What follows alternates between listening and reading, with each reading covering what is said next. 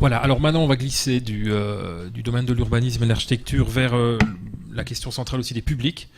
Donc Loïc, je voudrais que tu nous parles non pas vraiment de ce que tu as écrit, qui était un peu la première phase de ton travail, mais d'où on en est aujourd'hui dans cette grande aventure de Mons 2015, une des critiques qui est revenue très vite, c'était oui, mais qu'est-ce qu'on va faire pour les publics? C'est toujours un peu la question qu'on se pose. Il faut savoir qu'il y a des gens sur le terrain qui s'agitent. Je te passe la parole.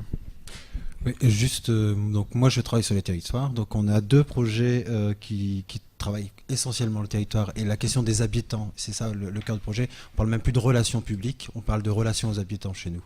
Et donc on a vraiment cette notion de l'habitant au cœur du projet et un habitant acteur. Et donc moi je travaille sur le Grand 8. Le Grand 8 c'est la fédération des 19 anciennes communes de Mons.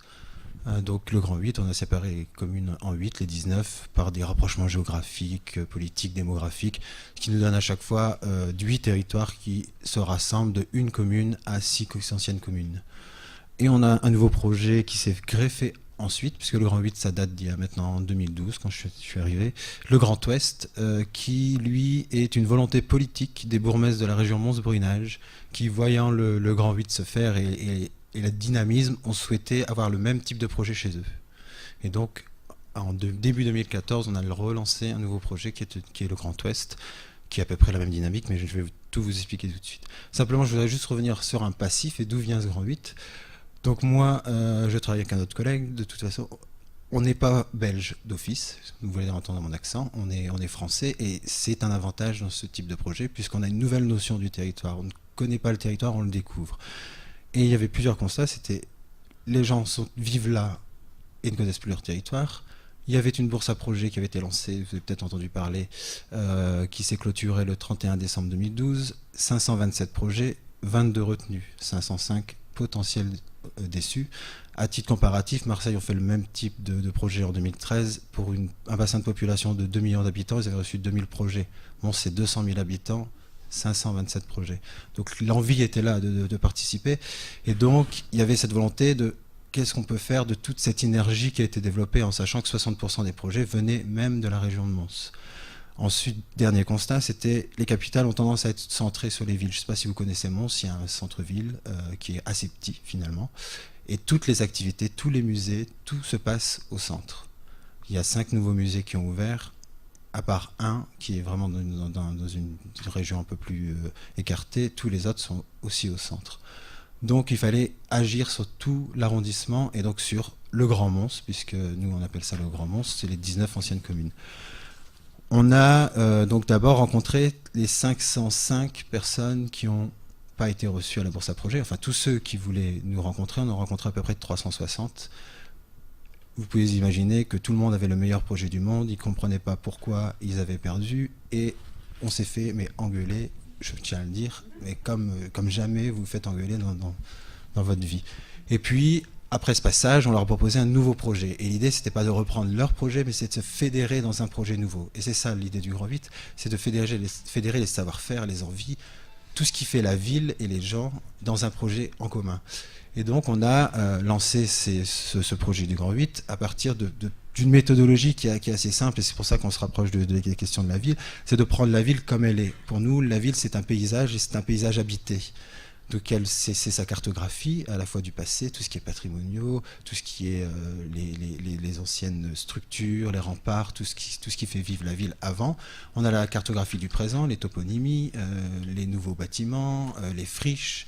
On prend tout ce qu'il y a, et surtout ce qui était important pour nous, c'est de penser au futur. Parce que si on s'enfermait dans le passé, on ne rentrait pas dans un projet qui nous permettait d'exploiter tout le travail artistique qui va avec. Donc Mons, je ne sais pas si vous connaissez bien le Grand Mons, mais on se retrouve avec un centre-ville. Donc il y a un projet du Grand 8 qui est au centre-ville, puisqu'on ne pouvait pas non plus priver les associations, les habitants et les commerçants, enfin tous ceux qui voulaient participer, d'entrer dans le projet. Mais Mons, sinon, c'est un peu comme Lens, d'une côté, puisqu'on a Jemap et Flénu, qui sont des anciens sites miniers, Couem, qui en est un autre. Puis on a des territoires ruraux, et on a des territoires de villégiature. On a des territoires, c'est juste une grande rue pour traverser. C'est des maisons qui s'enfilent. Voilà, on prend la ville telle qu'elle est, et c'est ça l'idée. Et donc aujourd'hui, au moment où j'ai écrit l'article, on en était encore dans cette phase de construction, de méthode. On travaille à partir des cartes, on travaille à partir de la marche, beaucoup. On découvre, on regarde en l'air, on prend plusieurs points de vue. C'est super important de connaître le territoire. Et c'est pour ça que je vous disais, en introduction, étant français, c'était intéressant, puisque on a été mal reçu, mais en même temps, on le faisait redécouvrir quelque chose de nouveau des villes. Puisque quand on habite dans une ville, et moi ça fait 3 ans que je suis à Mons, on ne voit plus les choses nouvelles, on ne voit plus ce qui est en l'air, on ne voit plus un balcon, on ne voit plus des choses belles qu'on peut exploiter dans le type de projet que nous on mène. Et donc aujourd'hui on a vécu un territoire, et je suis là aujourd'hui en montage, mon équipe qui en monte un deuxième qui commence demain. On a fait un premier territoire, donc je vais vous le raconter, comme ça ce sera plus simple. Ce territoire c'est Glun, donc c'est une bande passante. On n'y va pas naturellement dans cette ville. Vous avez que des usines. On traverse pour rejoindre une autre partie, plus vers Blaton et la France. Glun, on a travaillé avec les habitants sur la carte. Ils voulaient exploiter plein de lieux, plein de trucs différents. Puis finalement, c'est eux qui décident et ils ont exploité un parc. Alors pourquoi un parc? Parce que ce parc, ils vivent tous à côté, mais ils n'y vont jamais, puisqu'aujourd'hui, c'est un parc de dealers. Et donc, il n'y a plus personne qui y va. Et donc, voilà, ils se sont dit, si pour 2015 on peut faire quelque chose, c'est faire redécouvrir ce parc. Et donc, on s'est installé dans un parc. Alors, le Grand 8, il y a une trame commune qui est, on met un artiste en résidence, on travaille avec les habitants, ils ont à chaque fois un banquet, un bal, enfin voilà, il y a un cadre qui est fait, et on travaille dans ce cadre-là. Et dans ce parc, notre artiste en résidence s'appelait Métallu HAUT, qui sont de Lille. C'est un des plus grands collectifs d'art de rue au nord de Paris, qui ont eu comme mission d'intégrer complètement tous les projets des associations dans leur propre scénographie du parc, puisque aussi l'idée c'est qu'on ne se renferme pas sur nous-mêmes, c'est aussi qu'on ait une confrontation avec l'étranger, puisque sinon on recrée les mêmes projets qu'il y a pu avoir depuis quelques années à Mons particulièrement. Donc ce projet, c'est 420 personnes qui ont travaillé pendant une semaine. Donc 420 participants, dont une vingtaine du collectif de Métallu. Tout le reste, ce sont que des habitants, des associations, des commerçants et des gens de Glun. En termes de public, on s'aperçoit que ça marche très bien, puisque la commune, c'est 10 000 habitants. On a fait 5 000 personnes sur le week-end, puisque le reste était des petites expos dans des salles autour. Donc voilà, un projet qui a vraiment mûri de 3 ans, un projet qui intègre tout le monde, un projet où est-ce que l'habitant est vraiment là au cœur. On les laisse vraiment tout décider. Alors on contrôle quand même, puisqu'il y a des questions techniques, il y a des questions financières, enfin il y a pas beaucoup de choses qui rentrent aussi en compte, mais l'idée principale c'était rêver et faire réveiller leur imaginaire. Et c'est là-dessus qu'on est parti. Donc une connaissance du terrain, une connaissance de ce qui fait notre ville, une connaissance de ce qui nous appartient, de notre tous les jours, une connaissance de son voisin, puisque aussi, c'est ça aussi, fédérer les énergies, c'est travailler avec son voisin. On s'aperçoit qu'il y en a beaucoup qui habitent d'une rue à l'autre et qui travaillent ensemble maintenant, alors qu'ils ne savaient pas que chacun pouvait apporter un élément dans le projet. Et donc, voilà, je préférerais qu'on se pose des questions, parce que pour moi, vous raconter le projet, c'est dans le livre, c'est-à-dire c'est toute une étape, c'est toute une méthodologie de travail, c'est un long temps, et ça, on a eu cette chance d'avoir 3 ans pour le monter, puisqu'on ne fait pas le même résultat en un an. On a une confiance, on en est à pratiquement 5000 personnes qui travaillent avec nous sur les différents Grands 8 sur toute l'année. On a une profusion de projets, tous plus farfelus. Ça va du concours du cri de cochon à une superbe expo montée par des gens avec du tricot, des petites mamies qui m'appellent tous les jours pour me dire on a avancé sur ce point-là. Enfin, vous avez tous les projets. Et puis surtout, et ce qui est fort pour nous, c'est qu'il y a un dialogue qui s'est recréé. Ce sont des gens qui se sont rencontrés sur un même territoire. Ce sont des gens qui se sont réappropriés leur territoire. Et aujourd'hui, on ne peut pas tirer de gros bilans, puisqu'on n'en est qu'au deuxième, et les suites à donner vont arriver.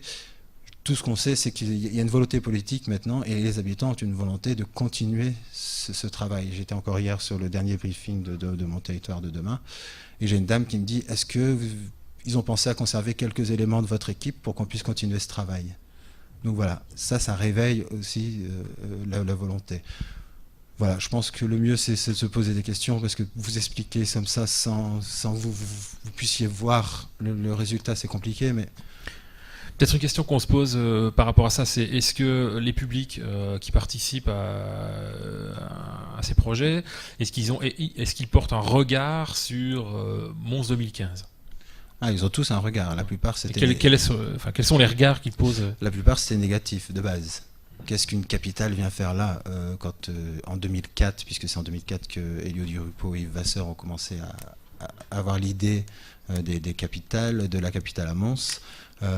Tous se disaient qu'est-ce qu'une capitale vient faire ici, c'est pourquoi autant d'argent dépensé, qui va payer. On a eu après pendant pas mal d'années des travaux, puisque toute la ville de Mons, la voirie a été refaite. Enfin, voilà. Ça s'est plaint jusque la veille, ou même encore la veille de la fête d'ouverture. Ça passait sans cesse que pour des critiques. Et donc là, il y a un nouveau travail, puisque là on parle du Grand 8, qui est vraiment un projet où les habitants sont acteurs du projet, ils sont coproducteurs de l'événement. D'ailleurs, nous on est producteurs général, mais ils sont producteurs de leur événement. Ils reçoivent un budget et ils deviennent responsables de leur projet. Et donc on les responsabilise, on les forme, on leur apprend à monter un budget, on leur apprend à plein de choses. Après, il y a tout le travail des relations aux habitants, des relations publiques qui se fait aussi. On a un réseau d'ambassadeurs, on a les différents projets qui intègrent aussi encore le public, mais là plus comme des participants à des ateliers. Voilà, on n'est pas dans le même schéma de construction, mais aujourd'hui, le regard que l'on a dans le Grand 8, c'est ils sont avec nous, quoi. Ils jouent le jeu. Et on se bat encore, parce qu'ils défendent leur projet, ils défendent leur identité. C'était compliqué de les fédérer dans un projet commun, puisqu'on leur donne une thématique. Par exemple, à Glun, c'était la thématique la vie de château. Pourquoi la vie de château? Puisqu'il y avait 12 anciens châteaux à Glun qui ont été détruits, et 2 anciennes tours on va dire de HLM qui ont été détruits aussi. Et donc ils avaient cette envie de retravailler sur les châteaux. Et donc cette thématique commune les oblige à se fédérer. Mais ils n'ont pas envie de perdre leur identité. Alors on se bat tout le temps, ils se battent entre eux, mais à chaque fois on y arrive et à chaque fois on trouve une solution. Et donc ils sont tous avec nous. Et il n'y en a pas un qui a loupé une réunion. Ça fait 2 ans de réunion, une par mois, par territoire. Il n'y en a pas un qui les loupe, quoi. Parce que ils ont créé, il y a des groupes d'amis qui se sont créés, enfin, ils se sont découverts que voilà, ce projet-là, les emmener quelque part et les emmener ailleurs. Et c'est vraiment ça, quoi. Est-ce que ça inspire une question, madame?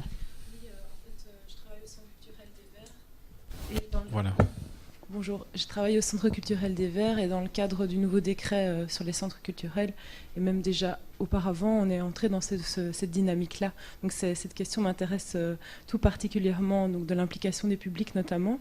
Et j'aurais voulu savoir comment vous y êtes pris pour pouvoir impliquer les publics au départ et aussi pour pouvoir les impliquer sur le plus long terme, en sachant que, voilà, quels sont les types de publics aussi qui se sont impliqués, parce que la question du temps, enfin nous d'expérience, on sait que pour impliquer le public, il y a la notion du temps aussi qui est très importante, parce que dans la vie quotidienne, on a un travail, on a des enfants, on a plein de choses à gérer au quotidien.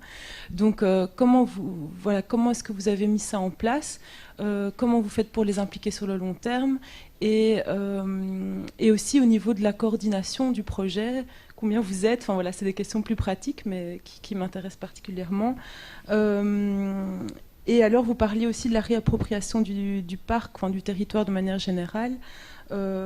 Qu'est-ce que vous avez mis concrètement en place par rapport à ça? Et je pense que c'est à peu près toutes les questions que j'avais à vous poser. Voilà. Donc comment on s'y est pris? Il y avait cette question des 505 déçus. Donc ces 505, on va dire, associations qui représentent quand même plus que 505 personnes. Donc là, on en a récupéré à peu près 50% sur l'ensemble des gens qu'on a rencontrés. Ensuite, il y a une grosse communication dans la région pour dire vous avez envie de participer, allez-y. Ensuite, on a toute une équipe des relations aux habitants, donc qui n'est pas de la même équipe que la mienne, mais qui sont une douzaine de personnes qui, au quotidien, travaillent là-dessus. Alors ils ne travaillent pas que pour nos projets à nous, ils vendent aussi des places pour aller au manège, le théâtre qui est là, mais aussi des projets jeunesse, où est-ce qu'ils préparent une énorme manifestation pour là aussi se réapproprier la ville, parce que dans nos secteurs, on a un secteur jeunesse, un secteur très particulier, qui travaille aussi dans cette notion. Donc on a on a fait de la communication comme on peut faire avec la force d'une capitale européenne de la culture, c'est de pouvoir toucher quand même assez fortement. Ensuite, comment on a continué? On ferme jamais le projet. C'était ça l'idée aussi. C'est-à-dire qu'un mois avant chaque territoire, donc par exemple je vais prendre celui du Dion pour moi qui est demain, il y a un mois j'ai dit stop, je ne prends plus de projet.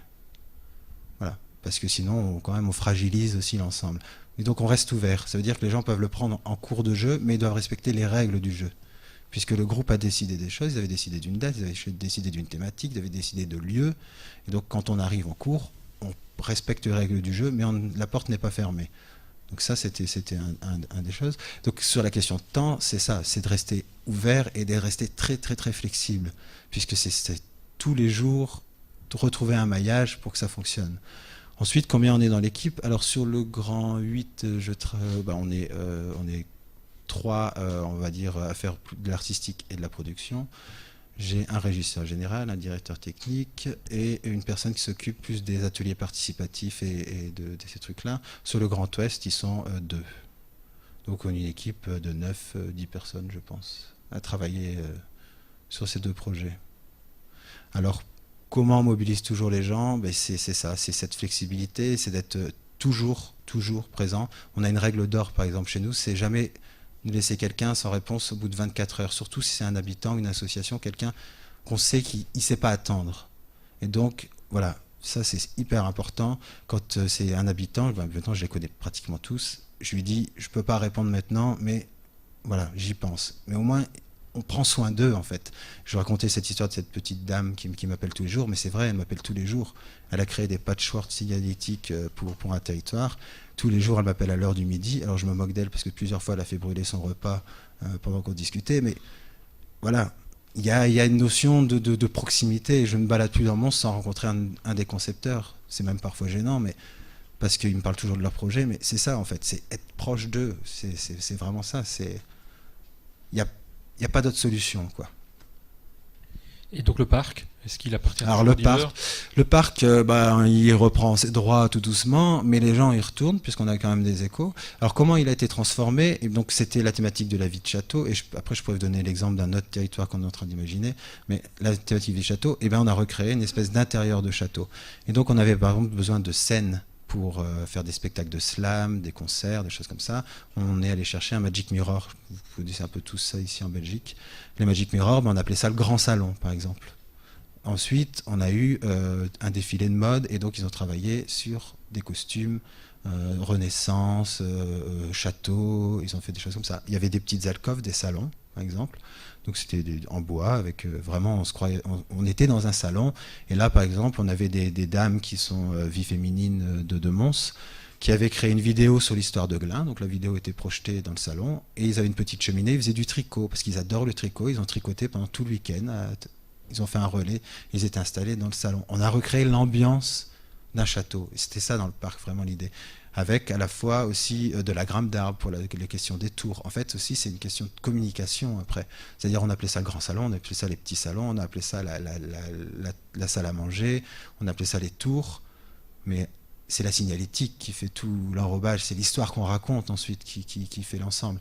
Mais l'idée c'est de rentrer les gens dans cet imaginaire-là et de faire des projets où, qu'on soit enfant ou adulte, on plonge dans l'univers. Et quand je vous parlais d'un autre territoire, par exemple, je vais travailler sur un territoire justement de terri, puisque à Lens on en a quand même pas mal, les gens voulaient travailler sur le charbonnage. Et nous, le charbonnage, c'est le passé, et donc ça ouvre pas vers quelque chose de nouveau.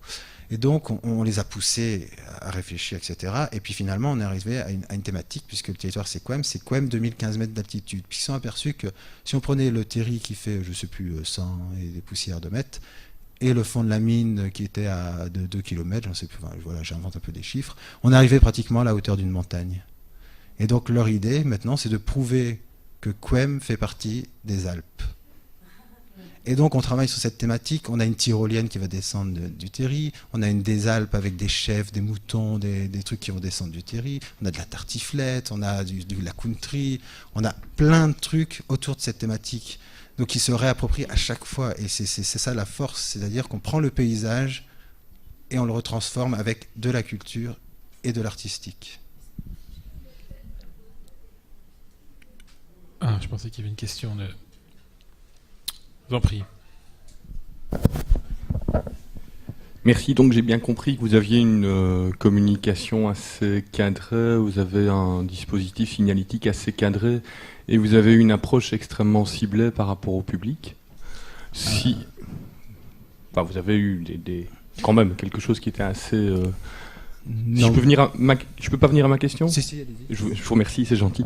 Mais sinon, si j'ai fait une erreur dans ma formulation, je vous en prie. Hein. Ce qui m'intéressait, c'est savoir si vous avez eu des surprises, des intrusions, des gens qui sont arrivés que vous n'attendiez pas par rapport aux personnes qui ont participé à ce dispositif. Alors, juste pour revenir sur le public ciblé, non, puisque notre public, c'est tout public. On a des associations de santé, on a des avocats, on a des gens du milieu culturel, on a juste des amoureux de la lecture, on a tout public, c'est-à-dire que le projet est ouvert à tout le monde.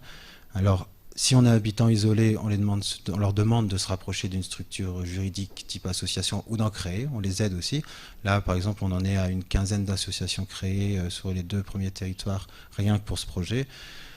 Ensuite, les gens qui sont arrivés après, par exemple, ce qui est d'un artiste local, qui est parfois souvent reconnu à l'international, mais pas forcément chez lui. Et donc qui ne comprend pas qu'on ne l'a pas pris pour faire ce projet, puisqu'on a des artistes en résidence. Nos artistes en résidence, ce sont des artistes qui viennent toujours d'ailleurs, parce qu'il y avait cette idée de confrontation. Donc on a des Suisses, on a des Français, on a aussi des Belges, mais pas de Mons. On a voilà, plein de nationalités, mais l'artiste local, ça c'est compliqué, généralement. Et donc là, c'est un nouveau débat et c'est une nouvelle confrontation qui rentre en jeu. Alors en plus, il y a des habitants qui le connaissent, donc ça devient un jeu, et donc ça devient, je vous le dis régulièrement, vulgairement je le dis, on s'engueule dans ces réunions, puisqu'à chaque fois il faut reprendre au départ, quand il y a une nouvelle personne, sur pourquoi, comment, etc. Et donc les gros problèmes qu'on a eu, ça a été les artistes locaux. Ça c'était un des problèmes, mais qui se gère comme tous les autres. Ensuite, il y a un truc qu'on a fait et qu'on aurait pu avoir, c'était d'avoir des politiques qui reviennent à la fin du jeu, puisque tout ce travail se fait, etc. Donc, il faut savoir qu'au niveau politique, c'était une volonté d'impliquer les habitants. De toute façon, en plus, c'est une obligation au niveau d'une capitale européenne de la culture de travailler sur le participatif et sur le public de proximité. Et donc, par exemple, là, c'est un exemple qu'on vous donnait, mais pour les gens chez nous, les échevins, le bourgmestre, sont quelqu'un qui travaille comme les habitants. S'ils viennent dans nos réunions, ils sont comme un habitant, ils développent les mêmes projets. Donc par exemple, ça c'est un problème qu'on aurait pu avoir, mais qu'on a tout de suite anticipé en se disant, il n'y a pas de récupération de chaque projet. Tout le monde est au même niveau et tout le monde travaille ensemble. C'est pour ça que les seuls vraiment problèmes qu'on a eus, les seuls cas de difficultés qu'on a rencontrés, c'est soit technique, soit ce problème d'artiste local. Je ne comprends pas ce qui naît de ces frictions. C'est-à-dire que vous expliquez qu'il y a des engueulades, parfait, je ne comprends pas ce qui en vient. Ce qui en vient... donc, sur un autre projet, des gens voulaient travailler sur la mine et donc c'était le passé, ça vous convenait pas, c'est devenu autre chose. Donc ça, j'ai compris qu'ils ont été remis dans un processus, mais vous ne me dites rien sur ce qui naît de ces engueulades. Les frictions, c'est j'ai le meilleur projet du monde et je veux pas rentrer. Même encore maintenant, puisque le travail continue chez nous. Ce travail continue. Donc pour moi, je vous raconte un territoire passé, mais je termine en octobre, donc ce travail continue tout le temps. Et donc les frictions, on les règle. Alors les frictions, c'est généralement mon projet, c'est le meilleur, même dans le projet du Grand 8. Je ne veux pas en changer. C'est mon voisin a eu plus de budget que moi. C'est vous pouvez pas nous aider techniquement alors que vous avez réussi à faire ça pour quelqu'un d'autre. C'est ça en fait les frictions. C'est aussi des frictions entre des associations fortes. Par exemple le centre de Mons, c'est souvent des grosses associations qui ont déjà des gros projets toute l'année. Et donc par exemple la première réunion, je m'en souviens comme ça, c'était 2 associations qui ont 2 projets à 2 périodes de l'année. C'est une Ducasse dans un quartier et l'autre c'est une autre Ducasse qui est dans le quartier juste à côté. Sauf qu'il y en a une qui est plus forte que l'autre, il y en a une qui attire plus de monde, et il y en a une qui a plus de budget. Et donc la friction c'était vous revenez là parce que vous voulez reprendre tout l'argent, vous voulez ça. Et donc la friction c'était ces associations entre elles. Elles se disputaient, mais comme voilà. Qu'est-ce que ça devient? Mais qu'est-ce que ça devient? On y travaille, c'est-à-dire on trouve les compromis entre chacun, c'est-à-dire on ne veut pas leur faire perdre leur individualité, mais on veut les faire jouer collectif. Alors une des phrases qu'on dit souvent, c'est aimez-vous pour 2015, après si vous voulez vous taper dessus, c'est votre problème, quoi. Mais c'est ça le jeu, et on s'aperçoit par exemple l'exemple des 2 associations, c'est que maintenant elles travaillent ensemble et finalement l'une va dans l'autre. Cette année, l'une travaille avec l'autre. Et donc, c'est un travail, comment vous expliquer, on cherche les solutions à chaque fois. On cherche. Comment on peut relier les deux? Quelle petite accroche nous permettra de résoudre ce problème, quoi. J'espère que vous prendrez pas mal ma réflexion, mais j'ai l'impression que vous avez construit un Disneyland à la main avec les habitants. Bah, pas du tout, puisque tous ne sont pas dedans, parce qu'on en a que 5000. Il faut participer, évidemment. Il faut sortir aussi de sa tour d'ivoire et descendre un peu ailleurs, quoi. Bon. Glin, c'est vrai que c'est impressionnant. Concetta. Oui, voilà. Moi, je voulais dire, en fait, on n'a pas dit le mot. Vous faites carrément, de l'éducation permanente, l'éducation populaire, comme on dit en France. Et là, je trouve que c'est vraiment une très très belle démarche et un très très beau processus. Donc, vous avez vraiment fait ce que tout le monde essaye de faire, c'est-à-dire, attirer un public, mais tout le public. Donc, moi, je dis bravo. Voilà, c'est pas. Je t'en prie. Tout le monde peut poser des questions. Est-ce que moi je m'interroge parce que donc encore une fois je travaille à Lens puis moi personnellement je vis à Lille donc j'étais pas là au moment de la capitale européenne mais j'ai envie de poser la question qu'on vous pose souvent et après. Est-ce que vous avez déjà, parce que là, donc 2015, il y a encore, j'imagine presque, si j'ai bien compris, 6 ou 8 qui doivent, 6 projets dans le Grand 8. Est-ce que vous pensez déjà à l'après et est-ce que vous pensez déjà à la pérennisation de l'énergie collective née de ce projet ?